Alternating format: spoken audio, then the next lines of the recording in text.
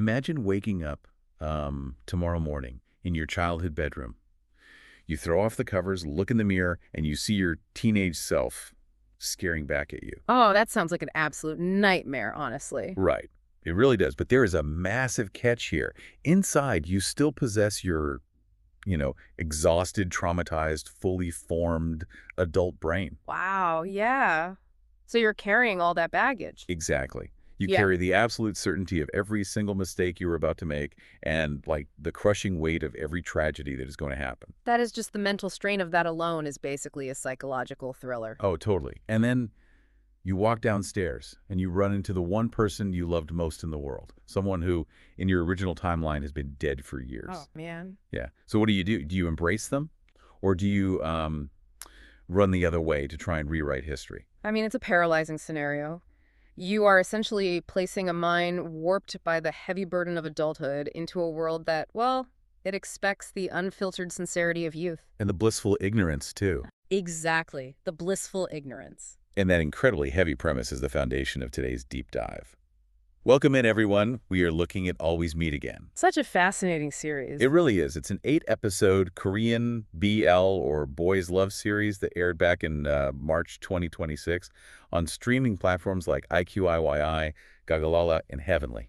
Yeah, and for those who might be unfamiliar, the BL genre often focuses on these deeply emotional, really relationship-driven narratives. Right. And this show uses that framework to build a really fantastic time-slip fantasy romance. But okay, let's unpack this, because our mission today isn't just to review a love story. No, definitely not. There's so much more going on under the surface. Exactly. We're diving into the psychology of nostalgia. We're looking at the severe discomfort of cognitive dissonance and, examining how the strict, sometimes cruel rules of time travel reflect our own struggles with regret. Yeah, we're going to untangle the precise mechanics of how this narrative operates. Instead of just walking through the timeline, we will be dissecting the psychological profiles of these characters. Which are so complex. They really are. It helps us understand why they make such agonizing choices. We also need to look at the visual symbolism the directors use to communicate internal trauma. Oh, the visuals are stunning. They are. And eventually, we will analyze a highly polarizing ending that sparked a massive debate about fate, logic, and emotional closure. Right, the ending. We will definitely get to that. Yeah. But to understand the psychology of this drama, we really have to look at the trigger for the time slip itself. Because it's not a machine, right? No, it's not some sci-fi machine. It's purely emotional. Our protagonist is 35-year-old Jang Hae-sung. He is a highly successful, world-renowned illustrator, but he is completely detached from his own life. Yeah, the sources note that his artwork exclusively depicts figures from behind. Which is such a massive detail. He literally and metaphorically refuses to face his past. Oh, true. So he is visiting his old high school. He wanders into a dusty art room, and he finds this old sketchbook. Inside is a portrait he drew of his first love, Lee Yoo-jin. And acting on this, rare impulse, he picks up a pencil and traces the lines of that old drawing. Right. And the moment he finishes, boom, he is thrust back to the year 2008 into his 18-year-old body. And notice how the visual storytelling instantly does the heavy lifting to explain his mental state here. Oh, yeah. Talk about that a bit. Well, the cinematography is incredibly deliberate. In the 2026 timeline, his modern adult world is color graded in these flat, desaturated gray tones. Like all the life is sucked out of it. Exactly. It's visual shorthand for depression and stagnation. But the second he drops into 2008, the screen is just flooded with warm, golden, nostalgic summer lighting. It's gorgeous. The contrast isn't just about different eras. It is a visual representation of the collision between his bleak adult reality and, well, the vibrant emotional life he lost. It is like stepping out of a sterile corporate elevator directly into your favorite childhood summer memory. That's a perfect way to describe it. Yeah. But the psychological whiplash is immediate, because he's 18 on the outside, but he is 35 on the inside. Right. He still has that 35-year-old brain. Yeah. And the first person standing in that golden lighting is Yoo-jin. Alive, radiant, and totally oblivious to his own impending tragic death. Which is so heartbreaking. It is. Yeah. So you would think Hae-sung would hold on tight, right? You think so? But he doesn't. He leans hard into what is known as the noble idiocy trope. He intentionally creates distance. Yeah, episode 2 is so frustrating to watch because of this. It really is. After they share this deeply vulnerable first kiss in the new timeline, Hae-sung panics and totally ghosts Yoo-jin. He acts incredibly cold. He just shuts him out. Totally shuts him out. But I have to ask, why would he intentionally push away the exact person he went back for? Well, what's fascinating here is how his so-called adult wisdom actually stunts his emotional growth. Oh, that's interesting. Yeah, noble idiocy is a trope where a character martyrizes themselves. They push their loved one away under the guise of, protecting them. Right, like I'm doing this for your own good. Exactly. Haisong doesn't view this timeline as a second chance to live. He views it as a scripted tragedy that he has to ruthlessly edit.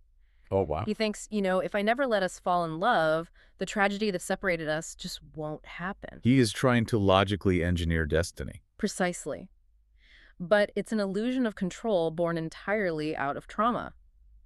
By trying to manipulate the timeline through distance, he is completely blind to the fact that he is inflicting a brand new trauma on Yujin. Oh, that's so true. The poor guy is just confused. Right. It's the trauma of profound confusion, rejection, and isolation. It is a textbook case of cognitive dissonance. Because his cynical adult brain is screaming at him to quarantine the situation, while his core emotional needs are desperately pulling him toward connection. Exactly. He is fighting his own instincts. He is trying to rewrite the script with a red pen, but the universe, and specifically the other main character, just refuses to play along. Thank goodness Yujin doesn't give up easily. Right. The show uses physical ailments and proximity to force his hand, which introduces us to the core dynamic between the leads, the sun and moon relationship. Or the classic grumpy X sunshine dynamic. Yes. Yujin is the radiant heartthrob. He is emotionally secure, he's persistent, and he wears his heart on his sleeve. He is the ultimate anchor. He really grounds the whole show. He does.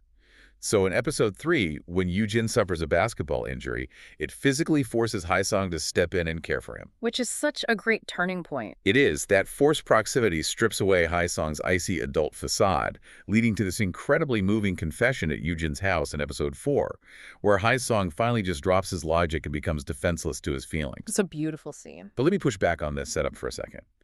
Is Yujin just fulfilling a standard gold retriever trope here? Like, is he just a shiny plot device designed to melt the Ice King, or is there a deeper philosophical argument being made about human agency? That is a crucial distinction. It would be easy to dismiss Yujin as just a bubbly trope, but the narrative actually positions his persistence as the ultimate counter-argument to determinism. Oh, like that. Yeah, Haisong represents the belief that the future is fixed, it's terrifying, and it must be managed. Right. But Yujin represents the belief that human agency, our daily choices, our persistence, our willingness to be vulnerable is the only thing that actually matters. So the show is arguing that human connection defies cosmic rulebooks. Exactly. Yujin isn't just melting the Ice King. He is forcing a man who is paralyzed by the future to finally inhabit the present moment. Which is deeply resonant. And we really can't ignore the meta layer here, which is the actors themselves. Oh, the casting was brilliant. It was. A huge part of why this dynamic worked so well and why it felt so authentic was the casting.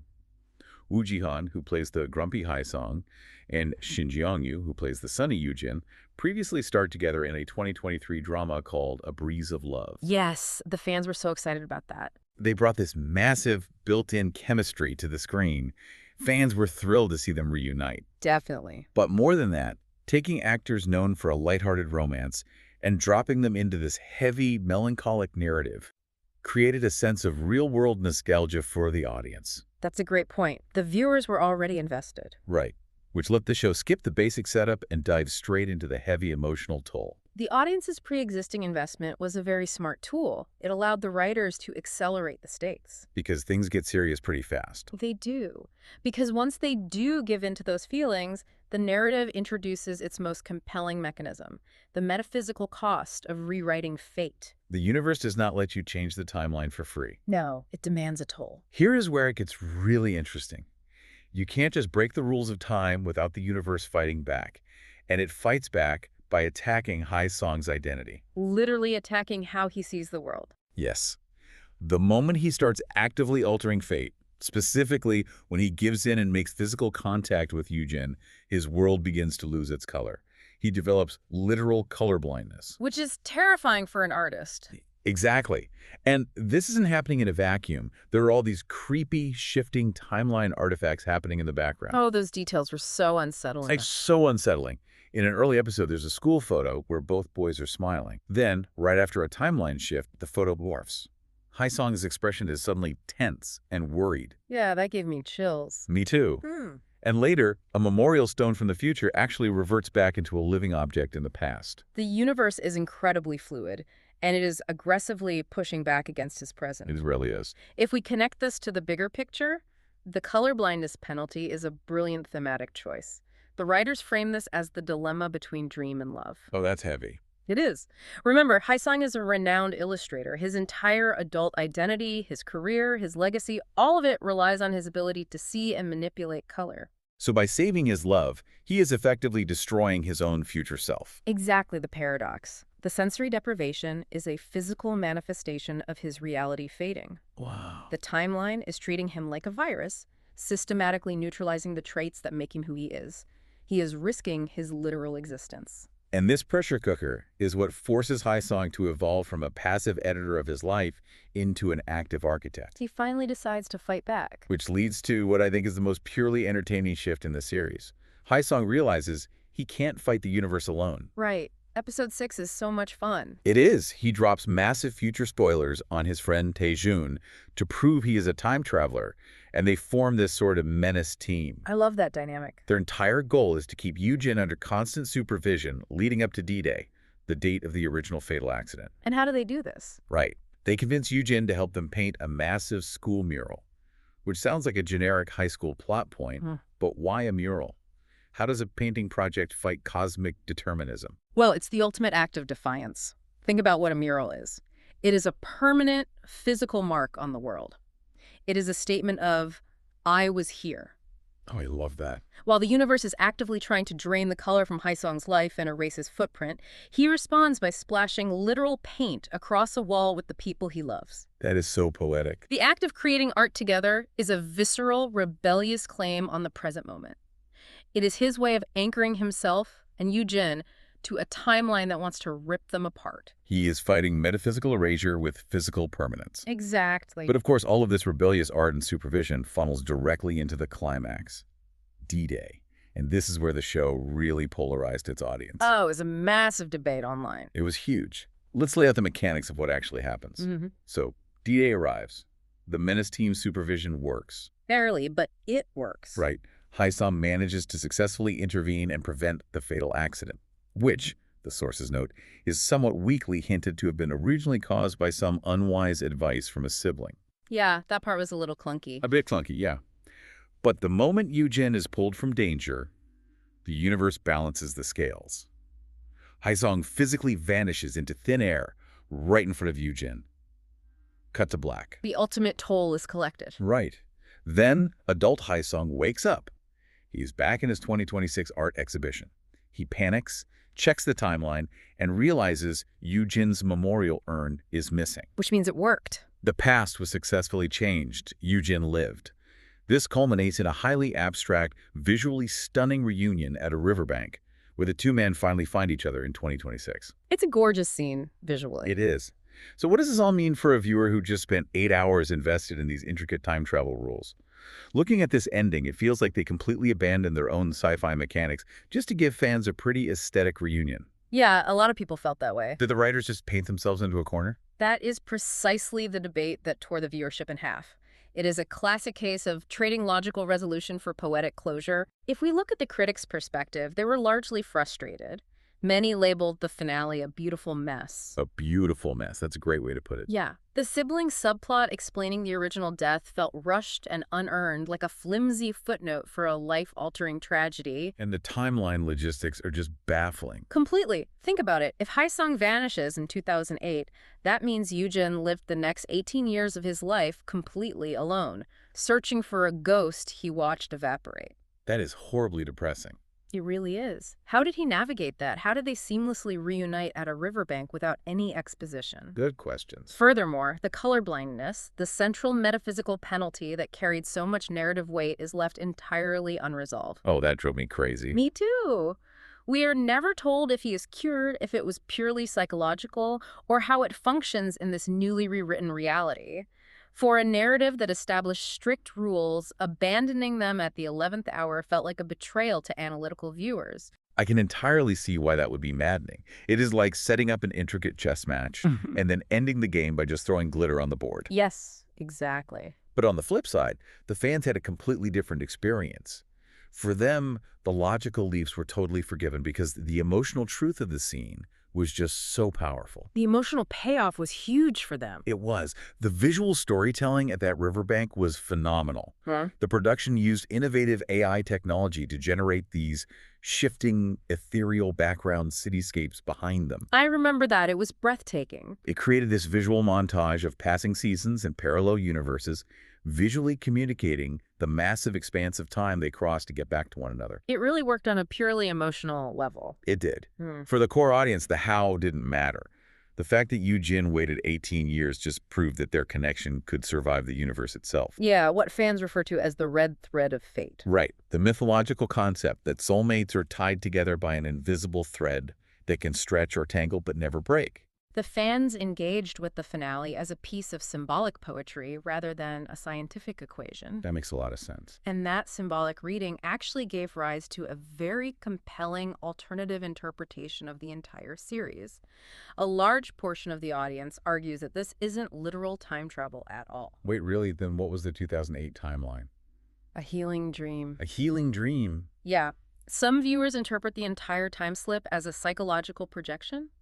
Essentially a coma or a fugue state created by Haesung's traumatized mind to help him process severe survivor's guilt. Oh, wow. That completely reframes everything. It does. In this reading, he isn't fighting a magical universe. He is fighting his own PTSD. Oh, that makes so much sense. The color blindness isn't a sci-fi penalty. It is a manifestation of his emotional numbness. Wow. So when he finally saves Jin in his mind, he is actually forgiving himself. He's letting go of the guilt. That gives me chills. Right. Waking up in 2026 and seeing the world in color, again, symbolizes that his internal winter is finally over. He is mentally healthy enough to embrace the present. So the Jin and the riverbank. The Jin he meets at the riverbank might just be the memory of his love finally transformed from a source of haunting trauma into a source of gentle comfort. That is a stunning way to look at it. It takes all the frustrating plot holes, the unresolved color blindness, the weird timeline gaps, and turns them into deliberate psychological symptoms of grief. Because the timeline doesn't make sense, because grief doesn't make sense. Exactly. And it brings the whole narrative full circle, anchoring it right back in the very human experience of living with our past. It really does. Which really brings the focus back to you listening to this right now. We all have sketchbooks in our lives. We all do. We all have those specific memories, those turning points that we obsessively trace and redraw in our minds. We lay awake at night thinking, if I just knew then what I know now, if I could just apply my hard-won adult wisdom to my teenage mistakes, I could fix the timeline. I could avoid the pain. But the show challenges the arrogance of that thought. It shows us that trying to ruthlessly edit your own history only drains the vibrant color from your current reality.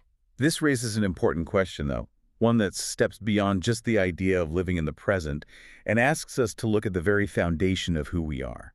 Exactly. Let's think about the paradox of self-erasure. Okay?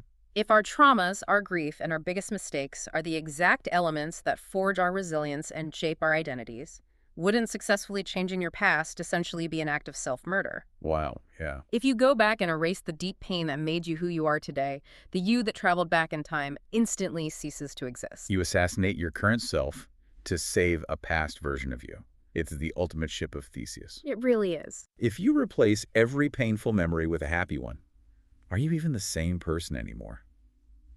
Maybe the bravest thing we can possibly do isn't finding a way to rewrite the script. Maybe it's simply choosing to drop the pen. Yes, to look at the messy, unedited, agonizing pain of our past and accept that it built the person standing here today. It is a heavy thought to carry. It is. Think about your own sketchbook today and maybe just let those pages rest. Thanks so much for watching. If you enjoyed the video, please consider liking, commenting, and subscribing. It really helps the channel grow. See you in the next one.